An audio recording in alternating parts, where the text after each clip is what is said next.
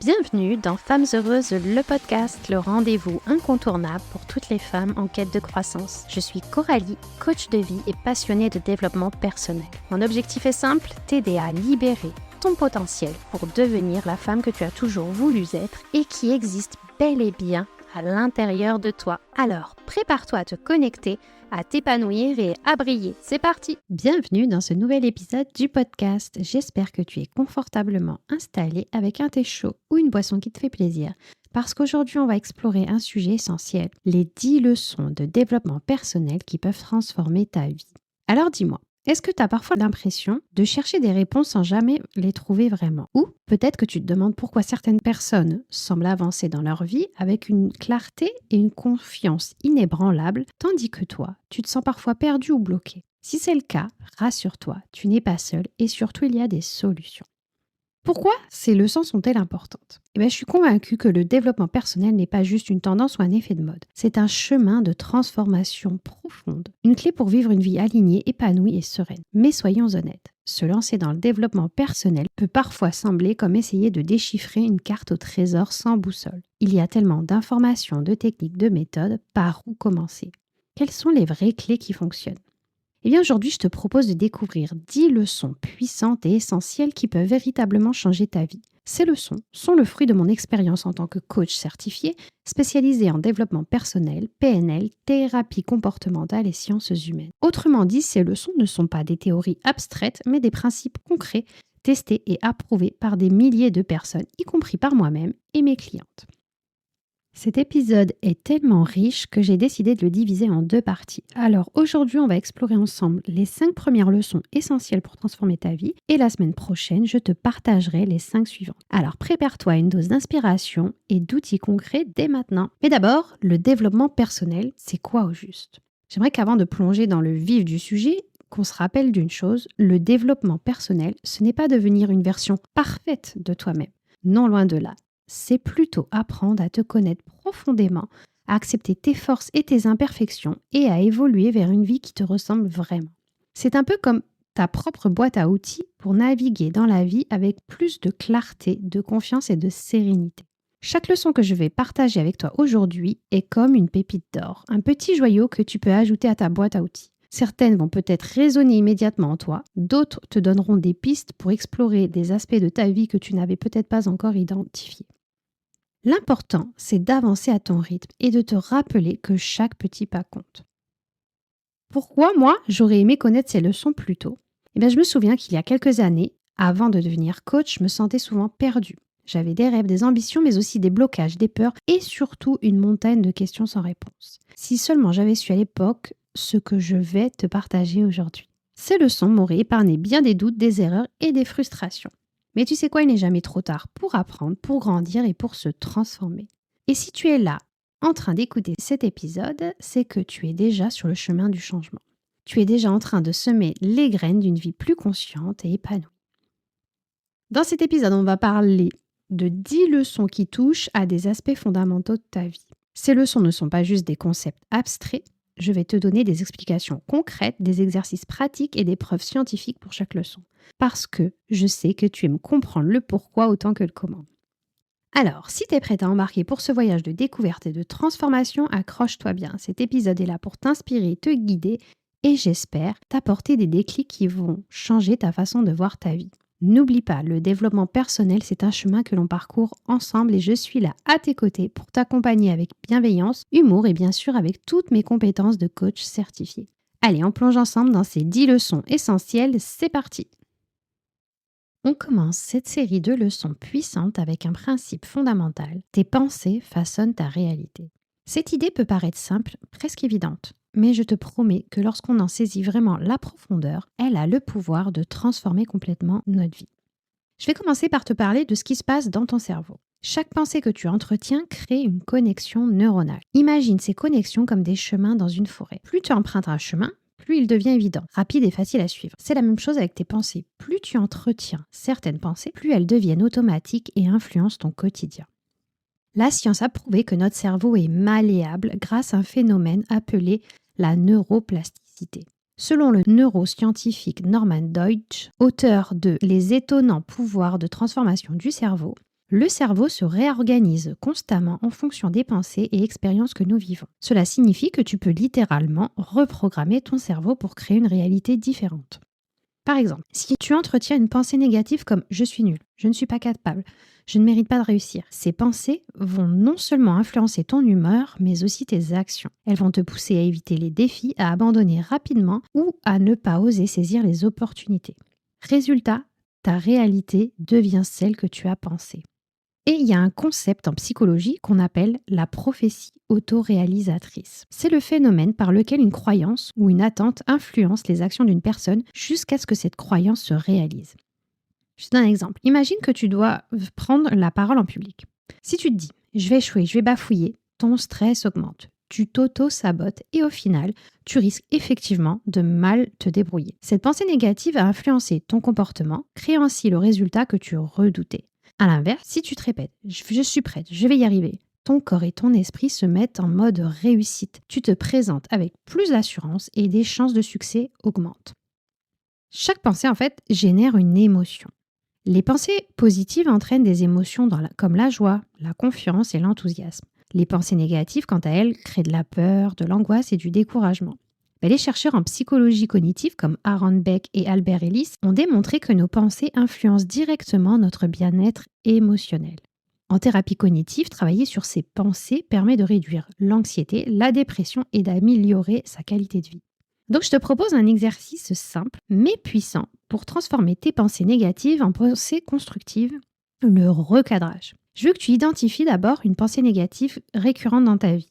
Par exemple, je ne suis pas assez compétente pour ce projet. Observe cette pensée sans jugement. Prends conscience de son impact sur tes émotions et ton comportement. Maintenant, j'aimerais que tu challenges cette pensée. Est-ce que c'est une vérité absolue? Est-ce qu'il y a des preuves du contraire? Et j'aimerais que tu la remplaces par une pensée positive et réaliste surtout. Par exemple, je suis en train d'apprendre et je progresse chaque jour. Là, tu ne mets pas la barre trop haute. Tu ne dirais pas directement je vais y arriver, mais que tu es en train de le faire. Et là, ton cerveau va mieux accepter cette affirmation. Après, il suffit de la répéter cette nouvelle pensée régulièrement pour renforcer cette connexion neuronale. D'ailleurs, dans mon cahier d'auto-coaching, je t'accompagne avec des exercices de recadrage et des questions guidées pour t'aider à identifier et transformer tes pensées limitantes. C'est une pratique puissante pour ancrer tes schémas de pensée positives. Tu peux le retrouver en lien dans la description ou sur mon site femmesheureuses.com.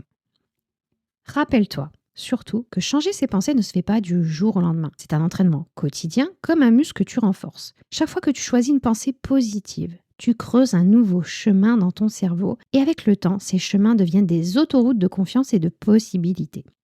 Alors, prends un moment aujourd'hui pour observer tes pensées. Que te racontes-tu? Est-ce que ces histoires te servent ou te freinent? N'oublie pas, tu as le pouvoir de choisir tes pensées et donc de créer une réalité qui te ressemble et te fait vibrer. Allez, on va passer à la prochaine leçon. Maintenant que tu as compris à quel point tes pensées façonnent ta réalité, on va explorer une autre clé essentielle pour transformer ta vie, l'importance de l'intention derrière chaque action. Agir avec intention, c'est décider consciemment de pourquoi et comment tu fais ce que tu fais. Cela donne du sens à tes actions et t'aide à éviter le piège du pilotage automatique où tu enchaînes les journées sans vraiment savoir pourquoi.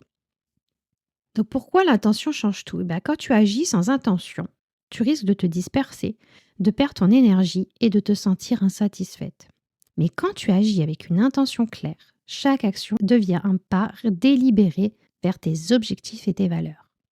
La psychologie cognitive et les recherches sur le mindfulness, donc la pleine conscience, montrent que le fait de poser une intention avant une action active des zones du cerveau liées à la prise de décision et à la motivation.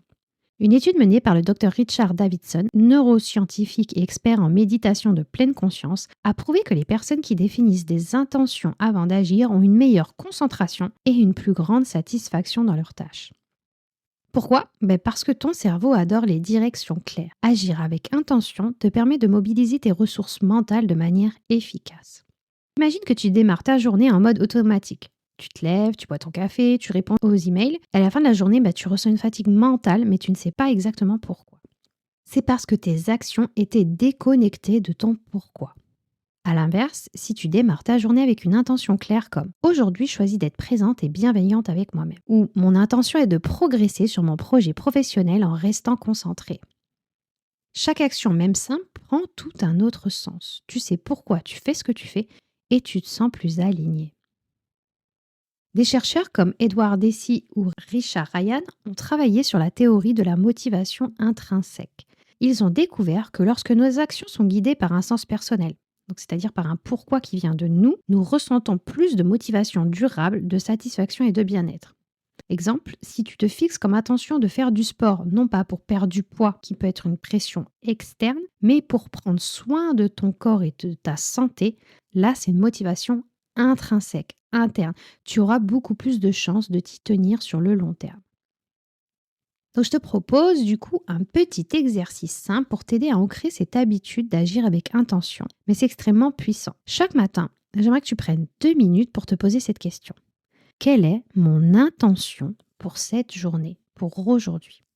Cela peut être une intention large comme je choisis de rester calme et centré, ou spécifique comme je vais consacrer 1 heure à mon projet personnel avec toute mon énergie. Écris cette intention dans ton cahier d'auto-coaching, dans ton journal ou dans ton téléphone portable. Le simple fait de l'écrire te permet de l'ancrer mentalement. Et bien, n'hésite pas après de relire cette intention plusieurs fois dans la journée. Cela te permet de te recentrer et de réaligner tes actions. Et quand tu prends l'habitude d'agir avec intention, tu remarques plusieurs changements positifs, comme plus de clarté mentale. Tu sais où tu vas et pourquoi, ce qui réduit le stress et l'indécision. Une meilleure gestion de ton temps, parce que tu priorises les actions qui comptent vraiment pour toi. Ça augmente aussi ta satisfaction, parce que même les petites victoires prennent du sens et te font avancer vers tes objectifs. Et un alignement avec tes valeurs. Tu te sens en fait plus cohérente avec ce que tu es vraiment.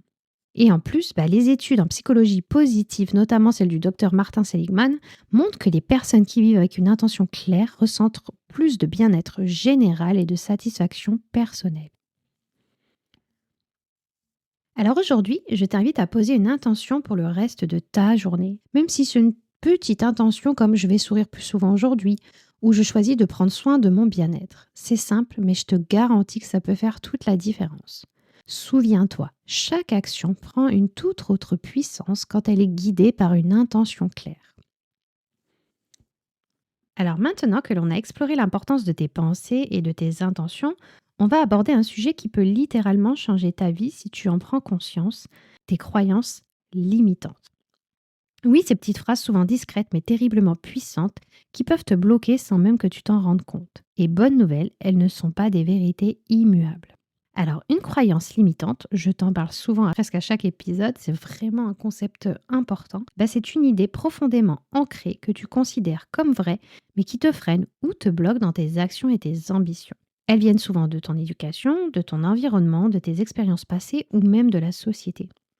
Je te donne quelques petits exemples comme je ne suis pas assez intelligente pour réussir, je ne mérite pas d'être heureuse, je suis trop vieille pour me lancer dans ce projet ou l'échec prouve que je suis incapable. Ces phrases, ce ne sont pas des vérités absolues. Elles sont le reflet d'interprétations que ton cerveau a construites au fil du temps. Et la bonne nouvelle, c'est que tu peux les déconstruire et les remplacer par des croyances plus aidantes. D'abord, j'aimerais qu'on voit comment ces croyances se forment. Elles se forment durant l'enfance à la suite d'événements marquants. Par exemple, ça peut être des remarques inattendues. Si un enseignant t'a dit un jour que tu étais nul en maths, tu as peut-être intégré cette idée et continué à la croire toute ta vie. Ça peut être des échecs non digérés. Une mauvaise expérience peut te faire généraliser une croyance négative. Par exemple, échouer une fois un projet peut te pousser à croire que tu es nul en entrepreneuriat. Ça peut être aussi les injonctions familiales ou sociales. Entendre des phrases comme « on n'a jamais réussi dans notre famille » peut créer un blocage inconscient. La psychologie cognitive fondée par Aaron Beck montre que nos croyances influencent notre perception du monde et nos comportements. Le cerveau cherche constamment des preuves pour confirmer ses croyances, ce qui crée un biais de confirmation. Résultat, tu interprètes la réalité de manière à renforcer ce que tu crois déjà, même si cela te dessert. En PNL, donc en programmation neurolinguistique, on dit que la carte n'est pas le territoire. Cela signifie que ta perception du monde, donc ta carte, n'est pas une représentation exacte de la réalité, qui est le territoire. En fait, tes croyances limitantes, ce sont des éléments de ta carte à toi qui te font voir le monde de manière restreinte. La PNL donc propose des techniques pour identifier ces croyances, les challenger et les remplacer par des croyances qui t'aident à avancer. Je vais te guider à travers un exercice simple pour identifier et transformer une croyance limitante. Donc, tu reprends une croyance limitante. Écris cette phrase qui te vient souvent en tête, comme on a vu tout à l'heure, comme «je ne suis pas capable de parler en public». Je voudrais que tu questionnes cette croyance. Est-ce que cette croyance est absolument vraie? Est-ce que tu as des preuves concrètes pour la soutenir? Est-ce que tu as vécu des situations où cette croyance s'est révélée fausse?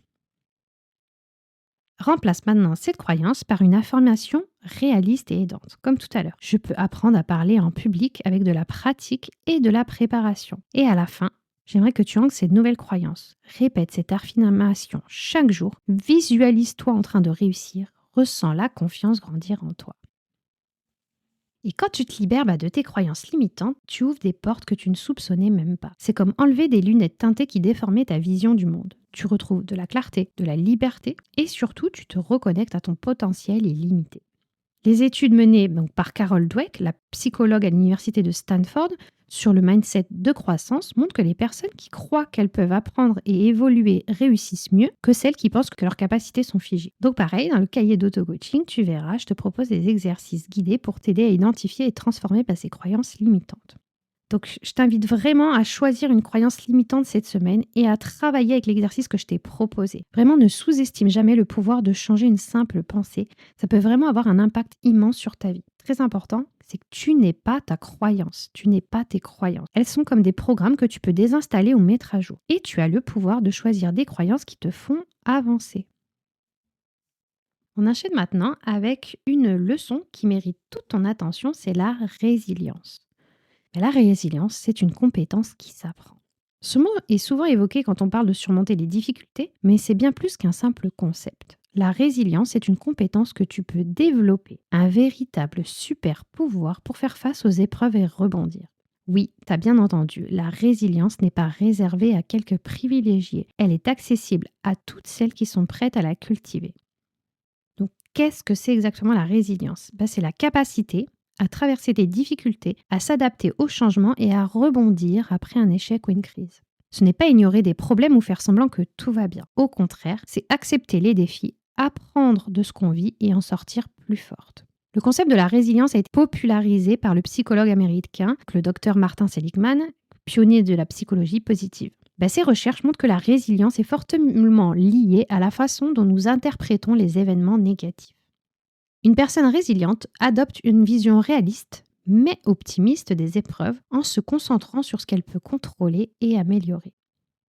Mais bonne nouvelle, la résilience, c'est comme un muscle. Plus tu la pratiques, plus elle se renforce. Tu n'es pas née résiliente ou non résiliente. La résilience se développe à travers des expériences, des réflexions et des choix délibérés. Donc, les études en neurosciences, notamment celles menées par le docteur Richard Davidson de l'Université du Wisconsin, montre que la résilience est liée à l'activité du cortex préfrontal. Cette région du cerveau, responsable de la prise de décision et du contrôle des émotions, peut se renforcer grâce à des pratiques spécifiques comme la méditation, la pleine conscience et le recadrage cognitif. On va voir maintenant quelques éléments clés de la résilience. D'abord, c'est l'acceptation de la réalité. La résilience commence par accepter que les difficultés font partie de la vie. Cela ne signifie pas que tu es passive face aux problèmes, mais que tu reconnais ce qui est en dehors de ton contrôle. Deuxièmement, c'est que tu as une capacité d'adaptation. Être résiliente, c'est savoir s'ajuster face aux imprévus. Imagine une rivière qui contourne les obstacles plutôt que de les affronter frontalement. La résilience, c'est cette fluidité mentale et émotionnelle. Ensuite, il y a le sens et les valeurs. Donc, selon le psychiatre Dr. Frankl, survivant de l'Holocauste, trouver un sens, même dans les moments les plus difficiles, est la clé pour surmonter les épreuves. Quand tu sais pourquoi tu te bats, tu trouves la force d'avancer. Donc le docteur Frankl, lui, il a vécu les camps de concentration et ce qui l'a permis de tenir, c'est de trouver un sens à ce qui faisait cette épreuve. Ensuite, il y a l'optimisme réaliste, qui est bien différent de l'optimiste naïf. L'optimisme réaliste reconnaît les difficultés tout en croyant qu'il est possible de s'en sortir. C'est cette capacité à voir les opportunités même dans les moments les plus sombres.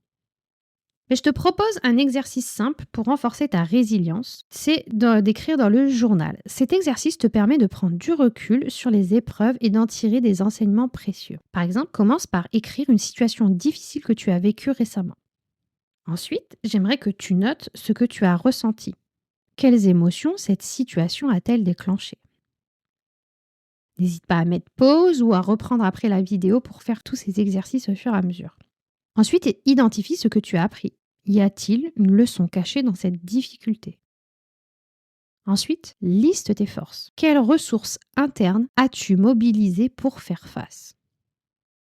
Et enfin, écris une affirmation positive pour te rappeler que tu as traversé tes épreuves et que tu peux en surmonter d'autres. N'oublie pas que quand tu développes ta résilience, tu es moins stressé, tu as moins d'anxiété, tu gères mieux les imprévus et les crises. Tu as plus confiance en toi, car tu sais que tu peux faire face aux difficultés. Tu retrouves et tu as un meilleur équilibre émotionnel. Tu te relèves plus vite après les coups durs. Et enfin, tu as une capacité accrue à rebondir. Les échecs deviennent des opportunités d'apprentissage. Plein d'études universitaires qui démontrent que la résilience est vraiment un facteur déterminant pour la réussite à long terme, plus que le talent ou l'intelligence toute seule. Cette semaine, je t'invite à observer comment tu réagis face aux difficultés. Prends un moment pour écrire dans ton journal ou utilise le cahier d'auto-coaching et souviens-toi, chaque épreuve est une occasion de grandir et de renforcer ta capacité à rebondir. La résilience, c'est une compétence et comme toute compétence, elle se développe avec la pratique. Tu es bien plus forte que tu ne le penses et chaque défi que tu relèves te rapproche de la version la plus puissante de toi-même. Maintenant, on arrive à une leçon qui peut transformer ton quotidien, c'est le pouvoir de la discipline. Si tu as déjà eu du mal à rester motivé sur le long terme, cette leçon est faite pour toi. La discipline est bien plus fiable que la motivation et elle pourrait bien devenir ta meilleure alliée pour avancer vers tes objectifs. Il est important de distinguer motivation et discipline. La motivation, c'est cette étincelle qui te pousse à agir. Elle est souvent déclenchée par un sentiment d'enthousiasme ou une vision inspirante. Mais elle est fluctuante et dépend des circonstances, de ton humeur ou même de ton niveau d'énergie.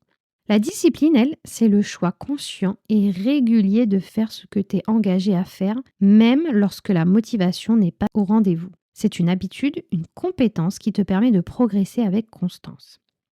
Selon les recherches menées par le psychologue Baumeister, la volonté et la discipline sont comme un muscle. Plus tu les exerces, plus elles se renforcent. À l'inverse, si tu comptes uniquement sur la motivation, tu risques de t'essouffler rapidement. Mais pourquoi la motivation se dissipe si rapidement? Est-ce que tu connais ce scénario où tu es hyper motivé à commencer un nouveau projet, une nouvelle routine sportive ou une habitude de bien-être? Les premiers jours, tout roule, mais ensuite, la motivation faiblit. Peut-être parce que les résultats tardent à arriver ou simplement parce que tu es fatigué.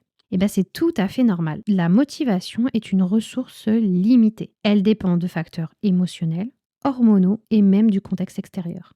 Attendre de toujours être motivé pour agir, c'est un peu comme attendre que le soleil brille tous les jours pour pouvoir sortir marcher. Petit exemple concret, imagine que tu te lances le défi de méditer chaque matin pendant 10 minutes. La première semaine, tu es super enthousiaste, mais le lundi suivant, tu as mal dormi et ton cerveau te souffle « j'ai pas envie aujourd'hui ». Si tu écoutes cette petite voix, tu risques de laisser tomber. La discipline, elle te permet de dire « même si je suis fatigué, je vais méditer quand même parce que c'est important pour moi ».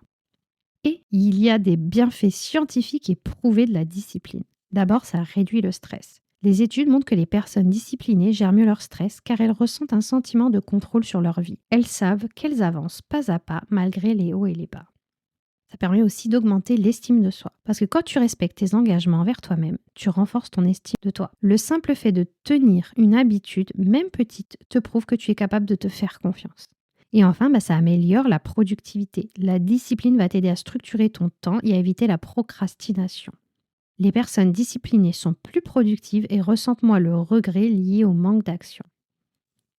Donc, petit exercice, c'est la règle des 2 minutes. Pour développer ta discipline sans te décourager, je te propose donc ce petit exercice, ce qui a été popularisé par James Clear, auteur de Atomic Habits. Choisis d'abord une habitude que tu souhaites développer. Ça peut être lire un chapitre par jour, faire du sport ou écrire dans ton journal. Simplifie-la au maximum. L'idée, c'est de la rendre tellement facile que tu ne pourras pas y échapper. Par exemple, je vais lire pendant 2 minutes. Applique cette habitude tous les jours pendant 1 semaine. Une fois que tu es lancé, il y a de fortes chances que tu continues au-delà de 2 minutes. Et pourquoi ça marche? Parce que cela élimine la résistance mentale et t'aide à ancrer l'habitude de commencer. Avec le temps, ces petites actions répétées créent une discipline solide. Et dans mon cahier d'auto-coaching, tu retrouveras des exercices pour planifier tes objectifs, structurer tes actions, suivre tes progrès, mettre en place des routines, etc. Chaque page est là pour te rappeler que la discipline n'est pas la rigide. Donc cette semaine, choisis une petite action que tu vas faire chaque jour, même quand la motivation n'est pas au rendez-vous. Souviens-toi, c'est dans les moments où tu n'as pas envie que ta discipline se construit vraiment. Donc chaque fois que tu choisis la discipline plutôt procrastination, tu renforces ton muscle de la volonté. Et jour après jour, tu te rapproches des objectifs avec constance et confiance.